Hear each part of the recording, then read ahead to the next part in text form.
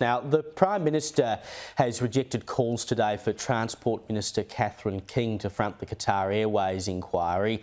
He's called it a political stunt, as King, of course, stands by her decision to block the airline's bid for extra flights. She insisted that she did it out of the national interest. I mean, why should she avoid having to stand in front of this inquiry? I mean, we saw Goiter, we saw the new boss, we saw the lawyer last week who was irked that he was going to miss his flight back to Sydney. They all had to face from Qantas the music last week, and rightly so. This whole thing was set up ostensibly because of this decision that was made about Qatar. Why should the Transport Minister avoid having to make an appearance?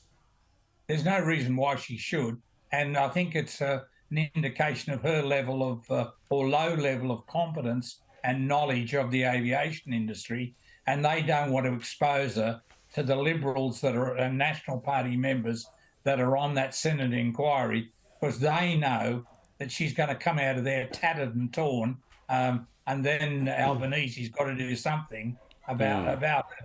I don't defend the Qatar situation, because there's about 10 other airlines that could come and provide capacity that Qatar's offering. And we all forget the Qatar case where Australian women were mistreated on the tarmac by Qatar Airways. But we're happy to let that go away.